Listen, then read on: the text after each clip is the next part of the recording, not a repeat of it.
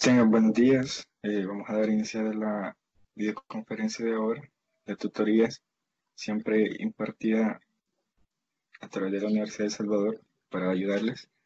En este caso sería la tutoría de la asignatura de química, su tutor Néstor Santana. Y en esta ocasión vamos a ver las propiedades intensivas de la materia.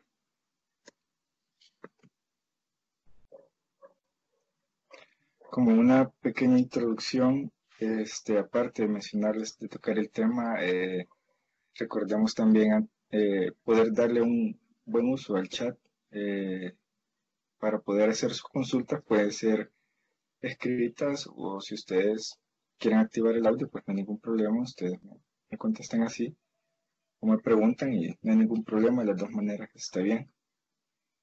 También recordarles que no se pierdan las videoconferencias, las demás videoconferencias, las cuales se está haciendo un esfuerzo bastante grande para poderle llegar a usted y solventar sus dudas en todas las áreas, no solo en química, ¿verdad? Sino que en todas las áreas, pues es necesario. También disculparme, porque ando un poco fónico, pero si algo no se me entiende, me hacen el favor de preguntarme, yo con gusto les repito. Ahora sí comenzaremos ya entrando al tema.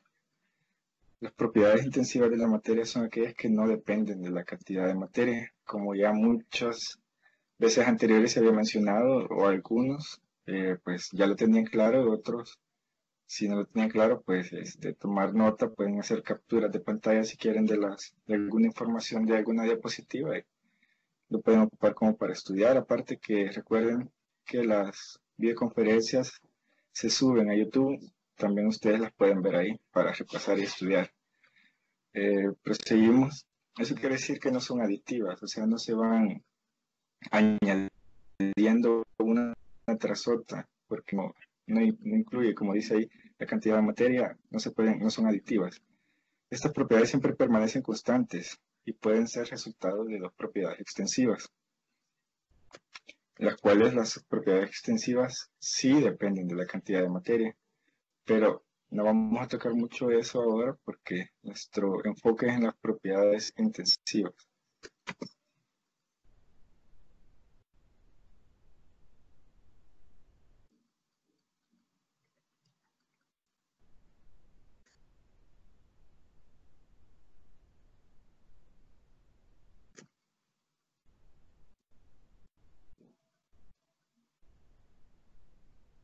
Permítanme que...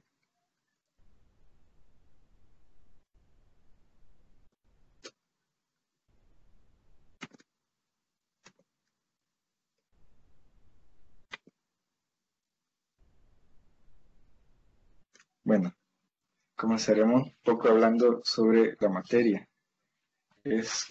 ¿Alguno de ustedes me puede ayudar diciéndome cómo, en qué parte se desglosa la materia?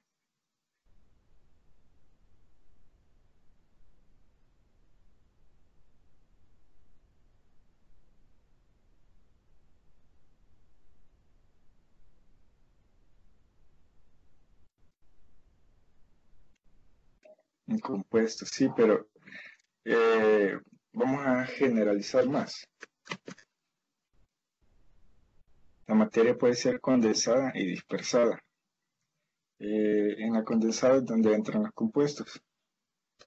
Y también estas condensadas y dispersadas, podríamos decir que la condensada, muchos, es la que como conocemos, ¿verdad? ¿Qué es materia? Se preguntan y es todo lo que nos rodea, todo lo que existe, ocupa un espacio en el universo, pero también la dispersada es como la energía, lo que no se ve, las frecuencias, las ondas, por donde viaja el sonido, por donde viajan las señales de nuestros celulares, y todo eso pues es parte de materia, pero es materia dispersada, y la condensada es lo que todos conocemos.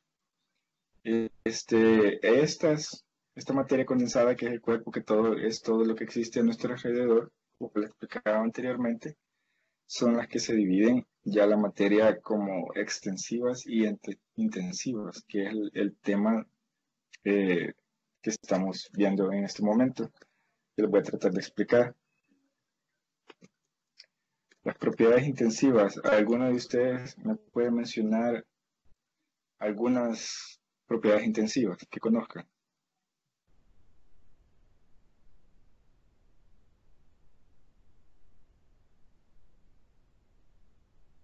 Color, textura, muy bien. Sí, perfecto. También tenemos la densidad. Como se los mencionaba en la introducción, una propiedad intensiva puede partir de dos, eh, como la unión de dos propiedades extensivas, porque la densidad es igual a la masa sobre el volumen, que es la masa. Es la cantidad de materia que ocupa X objeto. Eh, y esas propiedades sí son aditivas. O sea, si le ponemos más masa, obviamente va a cambiar el peso, el valor de este objeto. Y el volumen igual, o sea, si ocupamos, entre más volumen se va sumando de ese volumen ocupado. O sea, son dos propiedades extensivas que forman la densidad, que es una propiedad intensiva. También tenemos el punto de ebullición. ¿Saben ustedes qué es el punto de ebullición?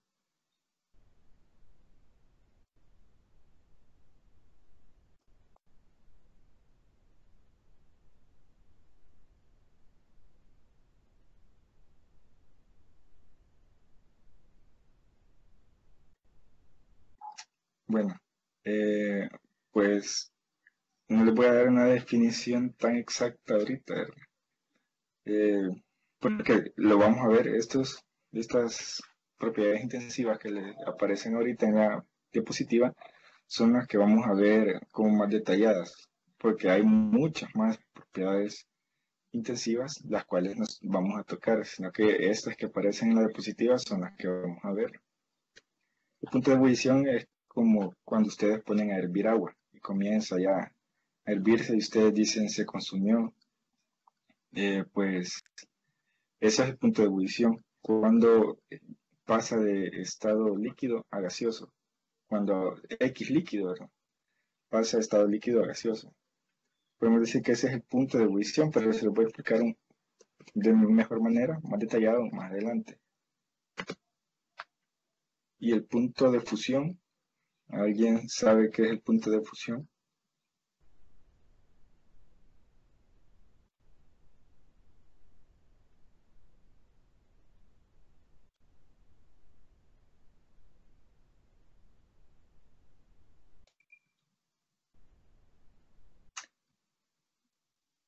Exactamente, muchas gracias.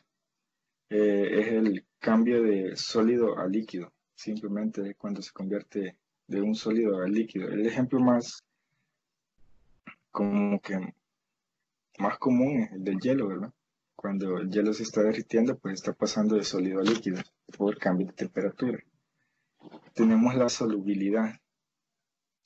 Esta es una propiedad intensiva que vamos a ver porque un X, eh, más que todo estamos hablando de sales o sólidos granulados que son solubles en agua. O sea, puede ser un poquito, o sea, 3 granitos de sal son solubles en agua como puede ser una libra de sal. Siempre es soluble en agua. Por eso se es caracterizada como una propiedad intensiva. El índice de refracción. ¿Alguno de ustedes conoce qué es el índice de refracción?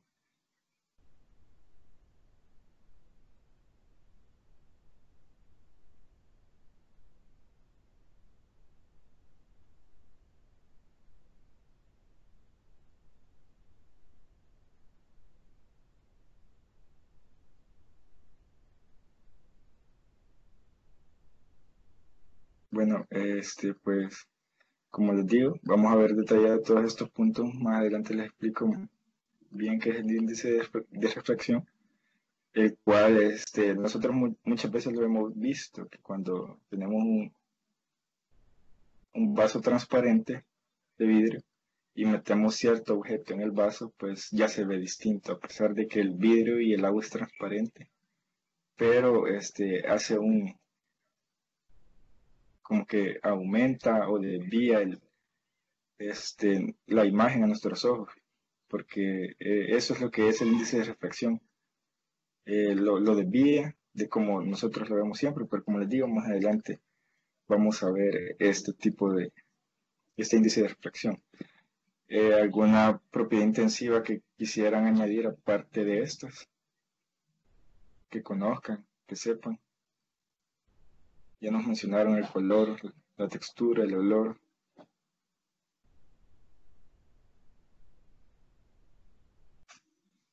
¿O ustedes conocen cuáles son las pruebas organolépticas? Una prueba organoléptica.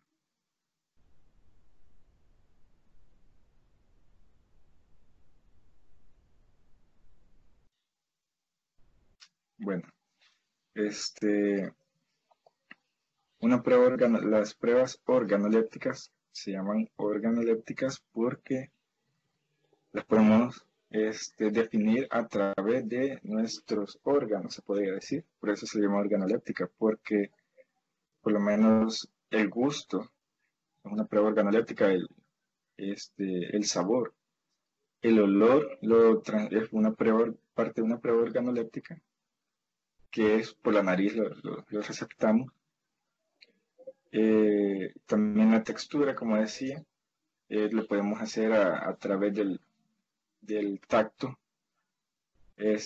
Bueno, el color, olor, sabor, la textura y en algunos casos, hasta auditivo. Nosotros reconocemos muy bien qué material es algo que se cayó, una madera, un metal. Podemos distinguir perfectamente el sonido de un metal o el sonido de una madera. Por eso también este tipo de pruebas organolépticas se clasifican como propiedades intensivas porque no son aditivas y las cuales pues entran en esta rama, pero no las vamos a ver, pero es muy importante que la sepan, ya que, bueno, para los que van a estudiar química, pues hay muchas pruebas, les dicen a veces pruebas organolépticas, pero no es más que un lenguaje técnico el que se utiliza, porque como olor, algunas cosas se pueden saborear, otras no en el laboratorio, pero estas son el tipo de pruebas organolépticas.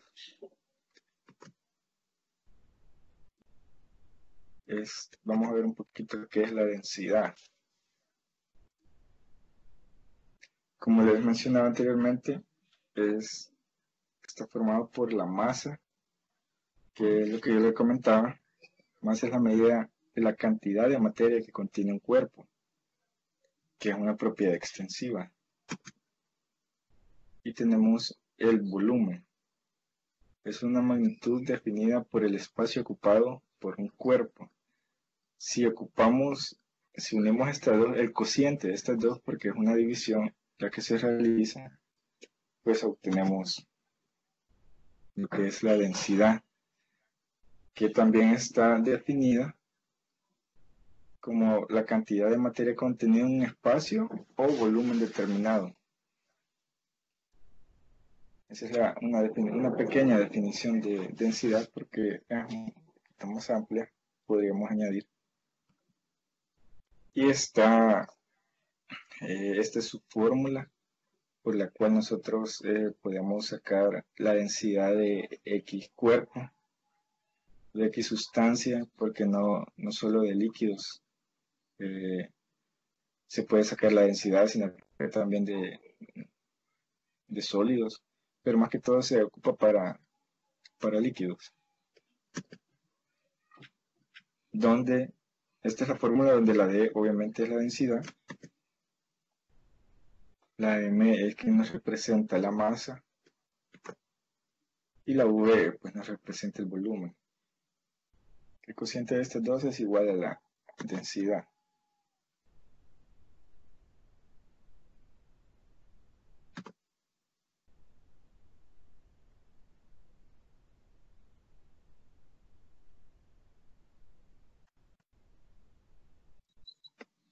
Algunos pueden llegar a confundir de que la densidad, dicen, les pongo este tipo de diferencias para no confundirlos, porque algunos dicen de que porque a mayor densidad pesa más y que están relacionados.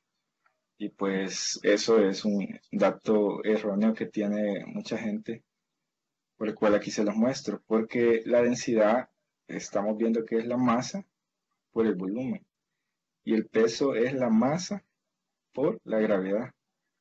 Porque si nosotros por lo menos tomamos la densidad de una persona, es el volumen que ocupa, y la masa, lo que él tiene como masa, pues se toma una densidad, pongámosle que es de 30, pero si ocupamos el peso, la masa, es como está directamente relacionado con la gravedad, por lo menos una persona, la densidad de una persona aquí es 30 y en la luna es 30, pero el peso de una persona aquí puede ser 40 kilogramos, pero en la luna ya no es 40 kilogramos, porque la gravedad de la luna es distinta a la de aquí de la Tierra, por eso es que no son iguales, o sea, el concepto es distinto del peso y la densidad. Vamos a poner un ejemplo de lo que es la densidad, de cómo podemos hacer un mini experimento en nuestras casas, fácil y sencillo. Tenemos un huevo y lo podemos colocar en un vaso con agua. Le podemos aplicar, le aplicamos sal al agua con suficiente cantidad de agua. Bueno, pero antes, si nosotros metemos el huevo en el agua, pues el huevo se va hasta el fondo, porque el huevo es más denso que el agua. Por eso se desplaza, o sea, eso es lo que no quería que confundieran. Porque la gente dice pesa más, entonces por eso se va al fondo. Pero es la densidad es la que cambia. Por eso el huevo se va hasta el fondo. ¿Qué pasa si le añadimos sal al agua? Si se le añade sal, pues el huevo comienza a flotar. ¿Por qué pasa este tipo de fenómeno? Pues simplemente es porque la sal con el agua, hay una mini reacción, solo se disocian porque la sal de mesa, pues no es más que la cloruro de sodio. Ahí les muestro cómo se dispersan los iones, donde está el cloruro de sodio, perdón, está el cloro y el sodio separado, y también está el agua, ¿verdad? Cómo se ha disociado, y eso es lo que hace que la densidad del agua aumente, tanto que va a ser más denso que el huevo. Por eso es que el agua, por lo menos a nosotros nos cuesta menos flotar cuando vamos al mar que cuando estamos en una piscina, en agua dulce, en el lago o en un río. Pues es más difícil flotar en agua dulce que en agua salada. Y es por este fenómeno que pasa esto. Porque el agua salada, el agua de mar, es más densa que el agua dulce. Por eso es que a nosotros nos cuesta menos flotar en este tipo de aguas. Por esto que los tengo ahí, por la disociación que hay en ese tipo de agua. Aparte que hay muchos minerales más en el agua de mar. Vamos a poner un ejercicio sobre la densidad, sencillo, fácil para que se entienda, el cual dice calcular la densidad de la gasolina. Si tenemos 306 gramos de dicha sustancia, o sea, 306 gramos de gasolina, y ocupan un volumen de 450 centímetros cúbicos. Pues como tenemos la fórmula que la densidad es igual a la masa sobre el volumen, ya que por lo menos en laboratorio, si ustedes quieren empezar dicho objeto y probar, sacar la densidad de algunas sustancias que ustedes quieran, de aceite, de agua, algún refresco que ustedes quieran, de la gaseosa, pues se puede, o sea, simplemente tienen que medir, ¿verdad? Qué cantidad de líquido van a poner y lo pesan. Y simplemente ahí pueden denotar la densidad, ya que tenemos que la masa es 306 gramos y el volumen es 450 centímetros cúbicos, pues simplemente estos valores se suplen en la ecuación y ya tenemos el dato, que la densidad de la gasolina es de 0,68 gramos sobre centímetros cúbicos. Estas unidades no son generales, o sea, el gramo sobre centímetro cúbico. También podría ser kilogramo sobre metro cúbico. Las unidades cambian, pero el valor es el mismo. O sea, pasamos esto a kilogramos y a centímetros cúbicos, a metros cúbicos, y sí nos cambiaría el valor, pero es relativo, es igual. Antes de pasar a la solubilidad, no sé si les quedó claro cómo sacar la densidad o tienen alguna duda de cómo se puede sacar la densidad.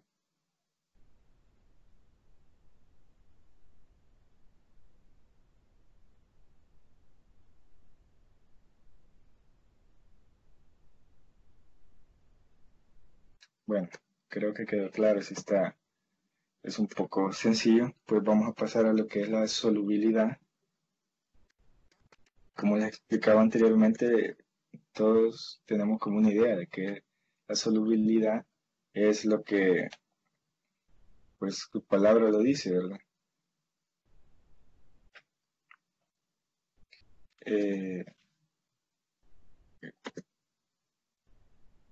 ¿Cuánta cantidad de materia, permítame? ¿Cuánta cantidad de materia es la que se puede disolver en el agua o X líquido? Porque no simplemente puede ser el agua, sino que también puede ser alcohol, puede ser algún tipo de sustancia que nosotros queramos, algún ácido que que se quiera disolver.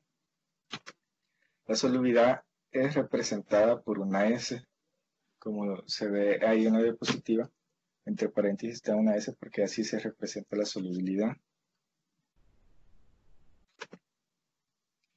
Y vamos a tener una definición breve de lo que es la solubilidad, que es la cantidad máxima que un soluto puede disolverse en un solvente. O sea, que es la cantidad de solvente a una cantidad y temperatura determinada, porque la temperatura juega un papel demasiado importante en lo que es la solubilidad. Ya vamos a ver un poquito, les voy a explicar por qué.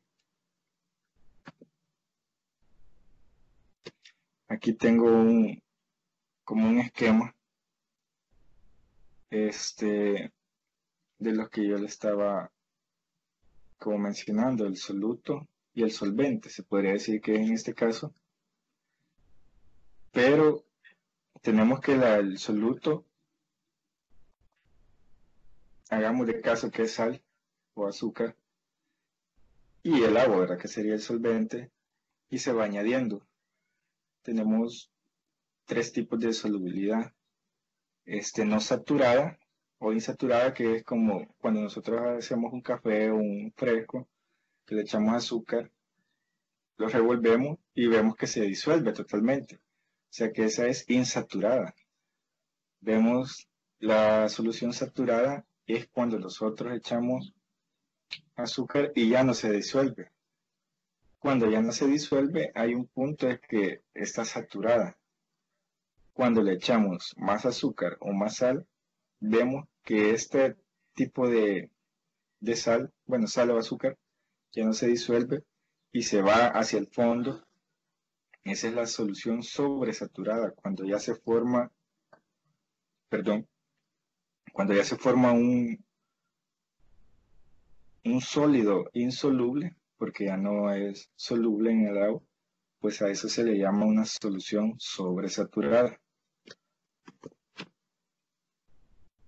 las cuales, por lo menos los solubles o no saturadas, eso quiere decir que su solubilidad, solubilidad es mayor a 0,02 moles. Esto quizás lo van, no sé, algunos es probable que lo entiendan muy bien y otros no, porque como es de ver ciertos temas para entender lo que es la molaridad, pero es relativo esto, si la solubilidad, o sea, si se disuelve menos de 0,02 moles, pues no hay ningún problema.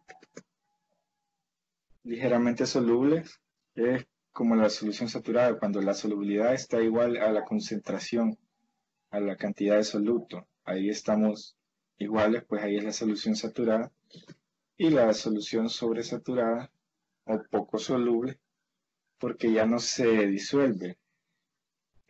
Algunos les dicen insoluble, pero este dato es erróneo, porque si son insolubles, eso quiere decir que no van a disolver nada y toda sal siempre se disuelve, aunque sea en partes muy, muy pequeñas, siempre se disuelve. Pero como vemos que la gran mayoría no se disuelve, se dice que es una solución insoluble y lo cual sí se disuelve, pero en partes muy pequeñas, por lo que decimos mejor que es poco soluble y no podemos decir que es insoluble. Como les mencionaba anteriormente, lo de la disociación, que esto es lo que se da en la solubilidad, les voy a explicar un poquito qué es lo que pasa en la disociación.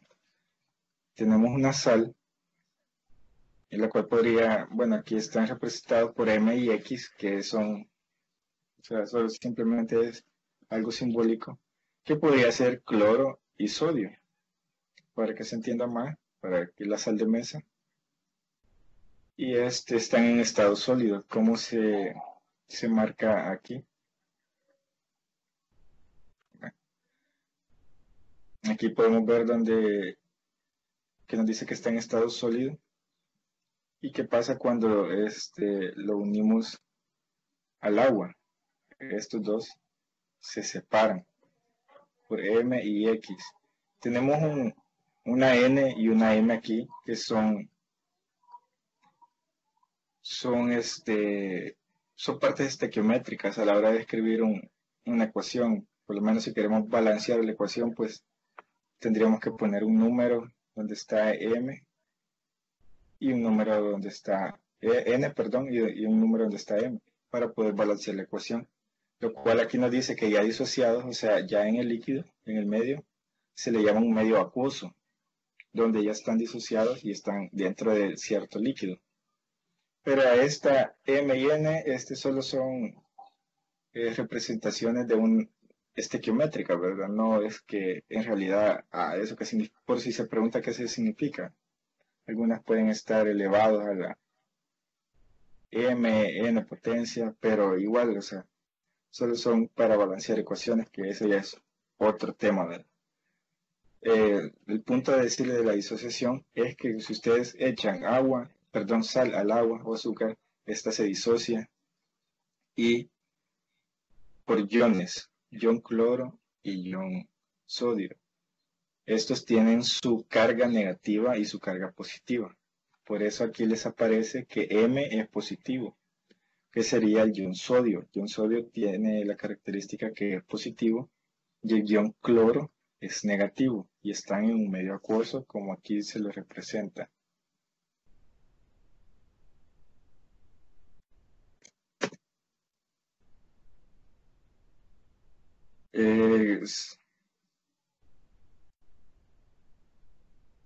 Todos ven las diapositivas que estamos en la disociación.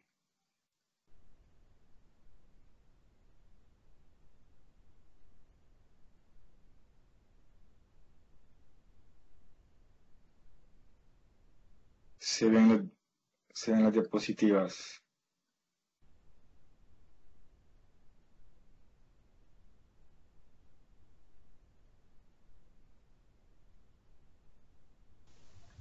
Sí, todo bien, Néstor.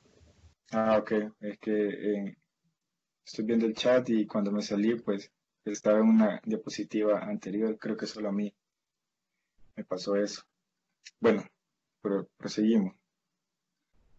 Eh, las unidades de esta disociación de la solubilidad puede ser en gramos sobre litro o mol sobre litro, como está representado ahí, que es una M, que es de molaridad, pero son como, pues, solo son datos de símbolos de cómo se puede diferenciar este tipo de unidades, pues nos pueden ayudar también a diferenciar, ¿verdad? Ciertas características de sustancias, como es el mol, partes por millón, pero bueno, no es el tema a tratar, sino que solo es como una información extra para que ustedes lo tengan presente, donde se baja en la solubilidad. Como les decía, como les ponía en el ejemplo anterior,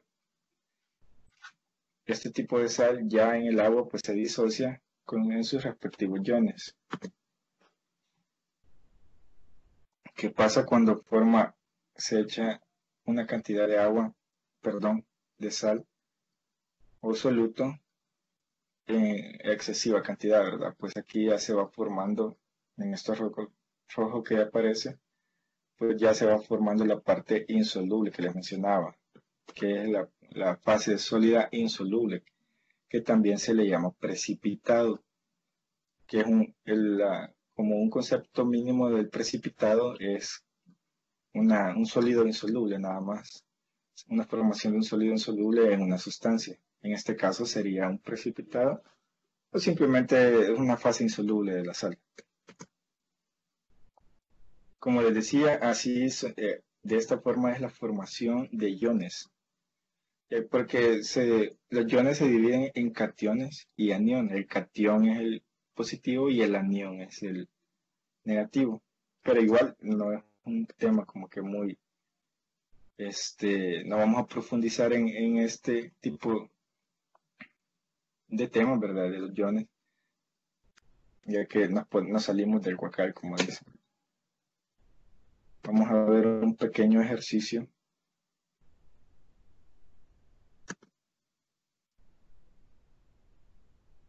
¿Qué tan soluble es el cloruro de sodio en el agua a 20 grados centígrados? A esta temperatura se disuelven, o sea, 20 grados, que es casi un poquito menos de temperatura ambiente, se disuelven 35.7 gramos en 100 mililitros de agua. Pues, ¿cómo podemos ver esto? Pues este valor indica, ¿qué nos dice esto? Este valor, que 37 gramos de cloruro de sodio de sal común es la cantidad máxima que se puede disolver en el agua a esta temperatura. ¿Por qué se dice que a esa temperatura? Porque no sé si ustedes lo han experimentado.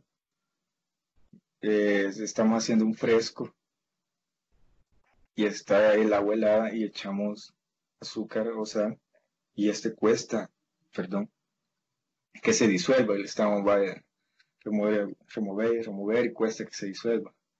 Pero ¿qué pasa cuando le echamos la azúcar al café o a leche caliente?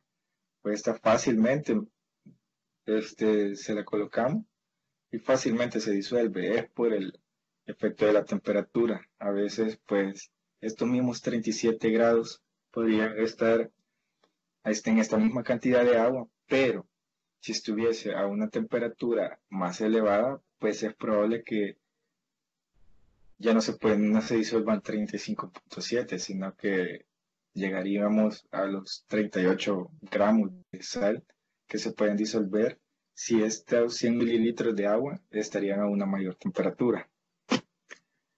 En el siguiente punto, pues si se añade más sal al agua de esta forma, se formará un sólido insoluble, formando una mezcla heterogénea, porque ya se le llama mezcla heterogénea porque ya se ve las dos fases, ¿verdad? Esa es una mezcla heterogénea cuando son insolubles. Y aquí vamos a ver una tabla porque hay tablas de solubilidad de las sustancias, como les decía. Esta tabla se fue hecha, pues, todos con 100 gramos de agua a una temperatura, como se ve, de 20 y 50 grados centígrados. El cloruro de sodio, a 20 grados, como les decía, pues son 36 gramos los que se disuelven, pero a 50 grados, pues ya se disuelve 37 gramos. Es lo que le decía, que entre más temperatura, más posibilidad hay de disolver parte del soluto. Y ahí está la otra sal, que es el cloruro de potasio, el nitrato de sodio, el clorato de potasio, el nitrato de plata y la azúcar, ¿verdad? Que es esta. Las cuales ahí tenemos el dato de cuánto se disuelve. Cuántos gramos se disuelven a 20 grados y a 50 grados. Como vemos, entre más temperatura, pues mayor capacidad de disolver el soluto.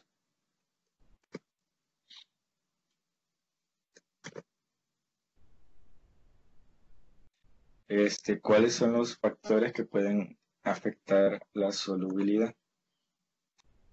La naturaleza de soluto y de solvente. ¿Por qué la naturaleza? Porque hay una ley, no es ley, sino que es un teorema, que dice que lo solvente disuelve a lo semejante, se disuelve a lo semejante, perdón. ¿Esto qué quiere decir? Que hay sustancias polares. Muchas sustancias pueden ser polares o no polares. Pues esto, por lo menos el agua, la disolvemos con alcohol y si son polares, tienen sus características y lo cual se disuelve, pero que el clásico ejemplo de agua y aceite. Nosotros lo mezclamos, o sea, sí se mezcla, pero no se disuelven, están las dos fases, es una mezcla heterogénea. Entonces no son solubles entre sí ese tipo de sustancias por su naturaleza del soluto y del solvente. La superficie de contacto. ¿Qué queremos decir con la superficie de contacto? Por lo menos a mí me pasó cuando estábamos haciendo alcohol gel, en una parte del proceso se tiene que disolver dichas sustancias y se puso en un beaker con un agitador magnético pequeño. Entonces ese agitador no abarcaba todo el beaker y se disolvía perfectamente, solamente y exactamente la parte donde alcanzaba el agitador. Lo que no alcanzaba a tocar el agitador no se disolvía, porque no había contacto con el demás líquido. O sea que la superficie de contacto de esto afecta mucho la solubilidad. La agitación también es un factor muy parecido al que les acabo de mencionar, ya que hay muchas sustancias de que si pues medio los agitamos ahí, pues no, es probable que se disuelva y es probable que no. Hay muchas marchas en laboratorios de química pues que nos dicen agítelo por 10 minutos, o sea, sí se va a disolver, pero no con una media, sino que son 10 minutos de agitación lo que esto se debe llevar. Por eso es que es un factor que afecta la solubilidad. Pues la temperatura, que es el que acabamos de mencionar, que entre mayor temperatura, más solubilidad. Y la presión. La presión atmosférica pues juega un papel importante, ya que la presión atmosférica es de eh, una atmósfera. Hay lugares donde en una montaña la presión cambia y pues cambia también la solubilidad de las cosas, no en grandes cantidades, pero sí son cifras significativas que que sí nos podrían afectar en ciertos datos, y eso es algo que nos afecta, pues. Los iones también son algo que afecta la limpieza del soluto y del solvente. Pues si tenemos sal y está contaminada, pues es probable que no se disuelva tan fácil, porque lleva otros iones extraños o pues no está muy limpia y es lo que puede afectar nuestra solubilidad. Bueno, y estos son los factores que afectan la solubilidad. Vamos a tocar ahora, nos vamos a pasar al punto de ebullición.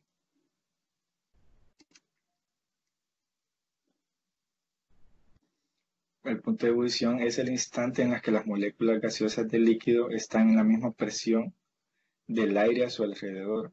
O sea, ese exactamente es el punto de ebullición. ¿Qué es lo que pasa cuando pasa esto? Hay un punto exactamente donde pasa esto, no desde siempre, ¿verdad? Y a esto se le llama punto de ebullición.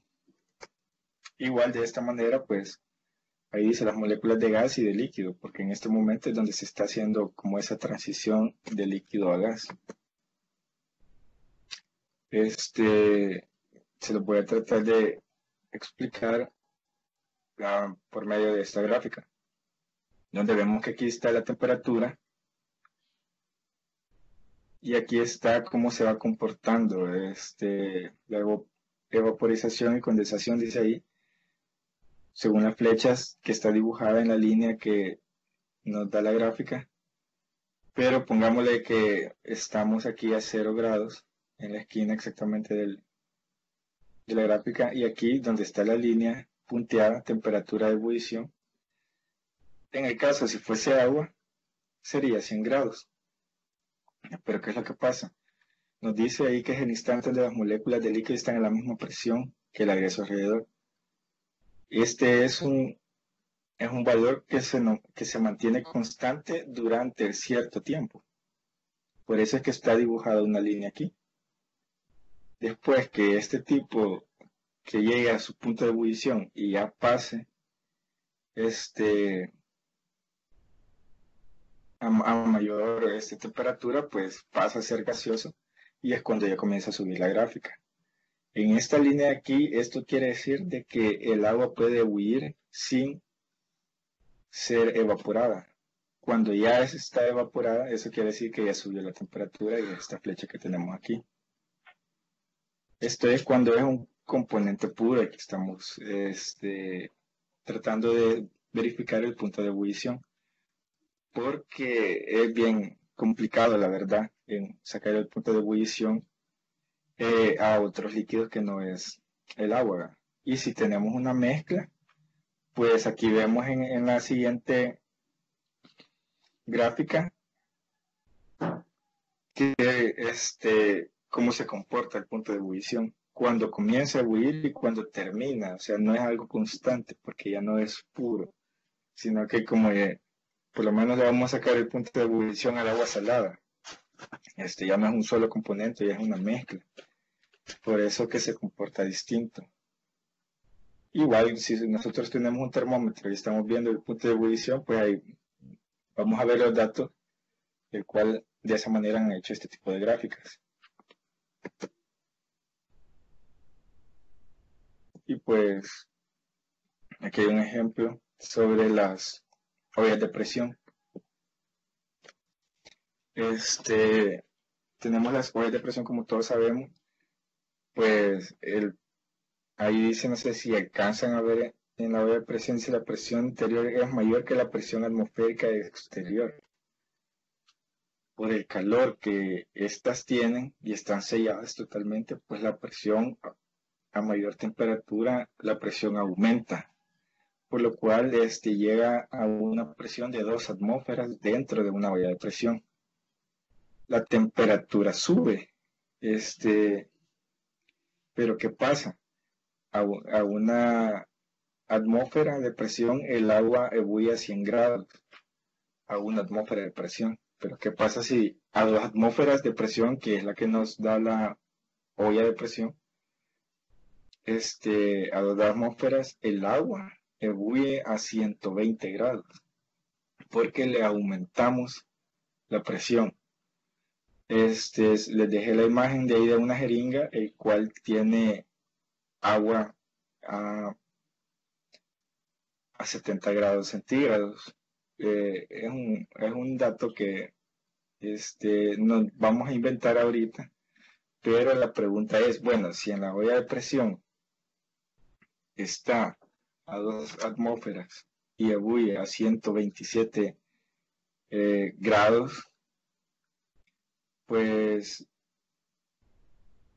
¿qué pasaría si le quitamos presión? O sea, ya no es a una atmósfera, es a menos de una atmósfera de presión.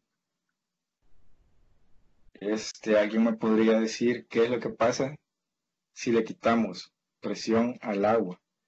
Ebulle más rápido.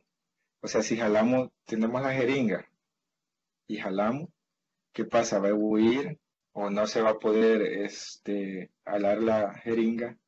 O simplemente se va a jalar pero no pasa nada.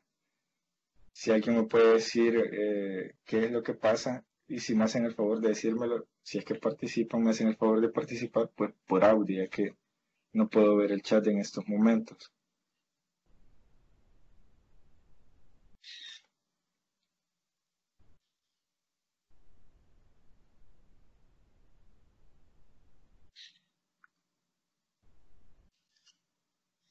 Bueno, pues vamos a proseguir, pues cuando, como les mencionaba, a una atmósfera de presión, que es lo que tenemos, pues ebulle a 100 grados. A 2 atmósferas de presión ebulle a 126 grados. ¿Qué pasa cuando le quitamos presión? Como les decía, en una montaña, a 3000 metros sobre el nivel del mar, eh, el agua ebulle a menos de 100 grados. ¿Eso qué quiere decir? Que si jalamos el émbolo de esta, pues ahí se ven las burbujitas, no sé si las alcanzan a apreciar, pero sí, le estamos quitando presión, entonces el agua ebulle a menos de 100 grados. O sea que podríamos decir que la presión es un papel muy importante en los puntos de ebullición. Como les decía, a nivel del mar, como se ve en la diapositiva, el agua ebulle a 100 grados, pero la presión del aire en la punta de una montaña es menor a una atmósfera. Entonces ahí sí ebulle a menos de 100 grados el agua.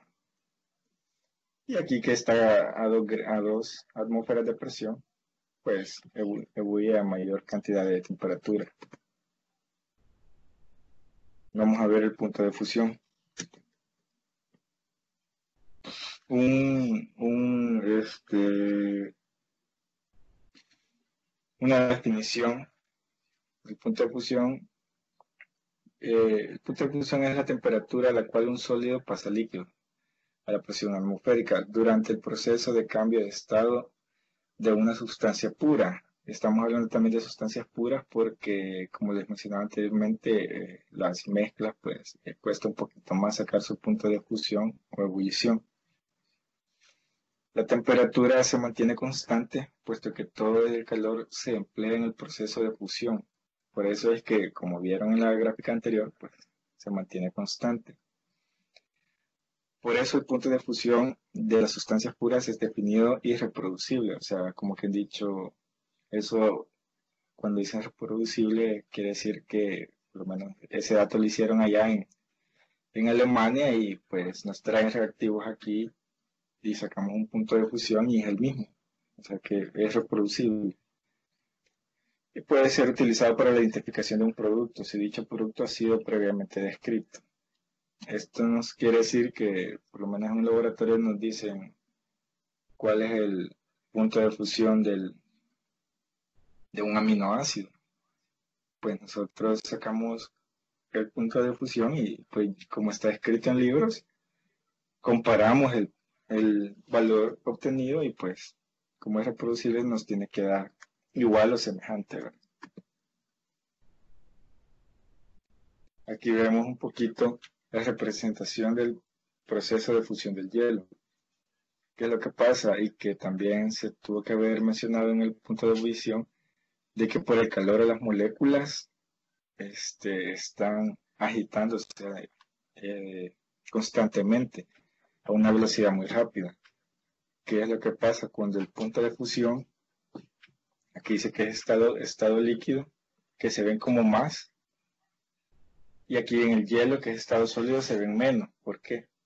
Porque en el hielo las moléculas pues están detenidas, están congeladas, no se mueven, pero ya en estado líquido pues ya comienzan a agilizarse un poco más, y por eso es que se ven más en esta parte de aquí, ¿verdad? Bueno, aquí se ven los enlaces de puente de hidrógeno, los cuales también en la punta de ebullición, pues este tipo de enlace es muy probable, no es muy probable, se rompe este tipo de enlace, que es el que forma el agua. La simulación del proceso de solidificación-fusión en el agua. Aquí se ve a este lado cómo es la parte líquida, que se ven como que las moléculas un poquito más en movimiento, y en este lado donde se ve casi que la molécula dibujada, ¿verdad? Porque está solidificada, pues está sin movimiento y se puede apreciar de mejor manera.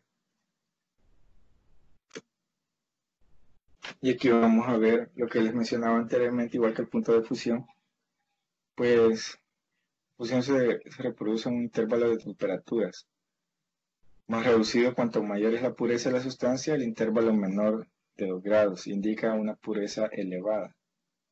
Esto quiere decir, como les mencionaba anteriormente, pues puede estar a menos, digamos de que en la esquina puede estar a menos 20 grados, pero vamos a aumentar la temperatura, y aquí en esta línea puede estar representado a 0 grados. Aquí vemos que es constante si es una sustancia pura, la línea roja, y si es una sustancia impura, como les mencionaba anteriormente, pues afecta, ¿verdad? No es constante, sino que solo es un momento en el que pasa en la línea. Y bueno, aquí nos dice que es un ejemplo del tracontano de 48 a 50 grados centígrados.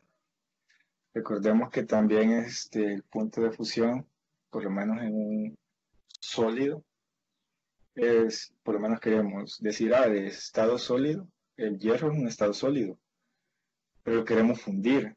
Bueno, hasta es famosa la palabra, lo voy a fundir el hierro, pero no se da a menos 0 grados, sino que se da a 1000 grados centígrados. Esto, punto de fusión, no quiere decir que va a ser temperaturas bajas, sino que también se da a temperaturas elevadas. La terminación del punto de fusión, como les decía, podría ser bicarbonato de sodio. Es lo que tenemos aquí. Como se ve en la imagen, en un vidrio reloj está una sustancia blanca que vamos a decir que es bicarbonato de sodio. Pues en un tubo capilar, que es un tubo, no sé si lo alcanzan a ver, que es donde se está metiendo en cantidades súper pequeñas, donde se está introduciendo el bicarbonato, y pues al tenerlo como se ve aquí, en el tubo, pues ya esta se somete a unas temperaturas elevadas, donde ya este sólido, este polvito, que es un sólido, pasa a estado líquido. Entonces, cuando se toma esa temperatura, ese es su punto de fusión. Pues ya de manera general, el punto de fusión, como lo vemos aquí, aquí en esta parte, está sólido. Cuando está constante, pasa de sólido a líquido. Bueno, se mantiene líquido, esta misma sustancia, y pues ya en el punto de ebullición ya es líquido y gas, ¿verdad? Donde está en un equilibrio, y luego de esa temperatura pues ya pasa a estado gaseoso. Esta es una gráfica en la cual pues representa desde cuando desde cuando está en un estado sólido, pasa a estado líquido luego finalizando en un estado gaseoso. El índice de refracción se denomina índice de refracción al cociente de la velocidad de la luz en el vacío. Esto es muy importante que se mencione que es el vacío, y la velocidad de la luz en el medio. Bueno, se simboliza con la letra N, teniendo el índice de refracción se simboliza con la letra N, siendo un valor adimensional, o sea que no tiene medidas. O sea, por lo menos tenemos metros y sabemos que es una M, ¿no? Tenemos litros y sabemos que es una L, pero este no tiene esa que lo represente, es adimensional. A eso se refiere cuando es adimensional. Pues aquí en esta gráfica se puede mostrar cómo lo que le mencionaba anteriormente, de que nosotros podemos ver de una manera un lápiz así en el aire, como dice, en el vacío, pero que aquí dice radio incidente. Pero cuando lo introducimos al agua, que es la parte celeste, pues ya cambia de dirección. Y no es que el lápiz se hizo pando, simplemente el rayo refractado, que es lo que vemos, pues ya cambió su dirección, que es un juego visual que tenemos con este índice de refracción. Como se los mencionaba, ahí podemos ver el lápiz cuando se introduce al agua y pues ya cambia, ¿verdad? No es que el lápiz se haya cortado o algo, simplemente el índice de refracción pues es el que nos hace ver eso, juega con la manera visual, pero ahorita se lo explicamos.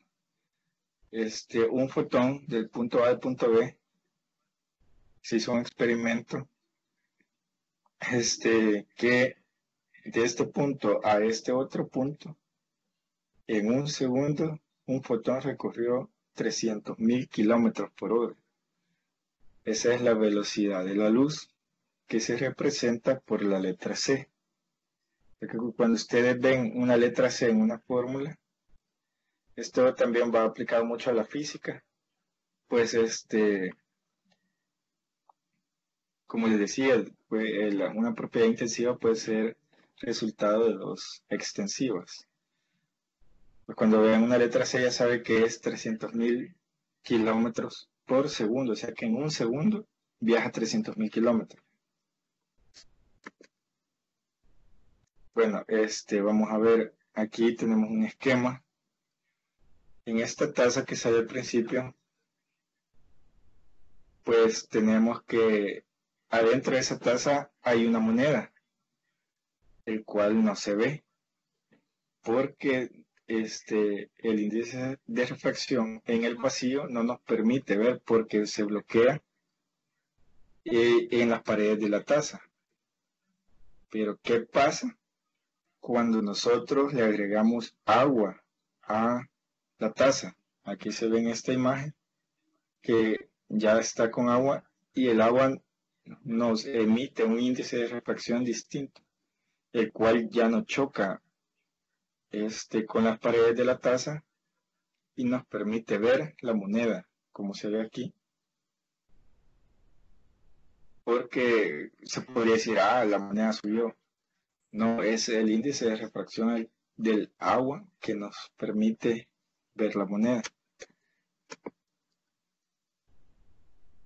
Y de esa manera es que el índice de refracción pues afecta, o de esa manera se da. Les iba a dar un ejemplo sobre cómo se saca el índice de refracción, pero tal vez a muchos datos, cuando ya nos metemos a la velocidad de la luz, a muchas identidades trigonométricas, pues se hace un poquito más complicado y ahorita no es de tratar de afligirlos, ¿verdad? Que cosas como muy difíciles o muchas a nivel ya universitario y ustedes apenas van entrando en eso. Así que por eso solo puse eso para que ustedes se llevaran como una idea de lo que es el índice de refracción, pero no llevamos a cabo un ejercicio porque no era la intención afligirlo, por lo cual solo vamos a hacer un repaso de lo que es la densidad, que vimos que se forma de dos propiedades extensivas, y se puede eh, determinar, o sea, de distintas maneras. Hay aparatos que, o sea, miden la densidad también, se puede calcular, en los laboratorios o en su casa lo pueden hacer. El punto de fusión, ya que vimos que es el punto donde las presiones están exactamente niveladas de las moléculas de gas y moléculas del líquido. El punto de fusión también, vimos que no solo se puede hacer a temperatura, porque muchos tienen punto de fusión es cuando se congela y ese concepto es erróneo, porque no solo pasa en eso, como les decía, los metales se funden y no es a 0 grados, sino que a 1000 grados. Simplemente el punto de fusión es como nos decía una compañera, pues aquí en el chat, pues nos decía que es cuando se pasa de sólido a líquido. No importa la temperatura, simplemente tiene que ser de sólido a líquido. La solubilidad, pues alcanzamos a ver que cómo se disocian los iones en esto. Si una sustancia puede ser soluble, poco soluble, o cuando está a un nivel donde están en equidad, están iguales, pues a eso se le llama solubilidad, que es la cantidad máxima que se puede disolver de un soluto en un solvente. Y vimos el índice de refracción, el cual pues cómo juega con nuestra visión, porque pudimos observar cómo se ve, cómo vemos nosotros un lápiz en el vacío, que es lo que vemos directamente, y cómo cambia en un líquido, que es el agua, que ya es otro medio, no es el vacío, sino que ya viene afectando el agua en nuestro índice de refracción. Hemos llegado con la tutoría de este día y muchas gracias por su atención.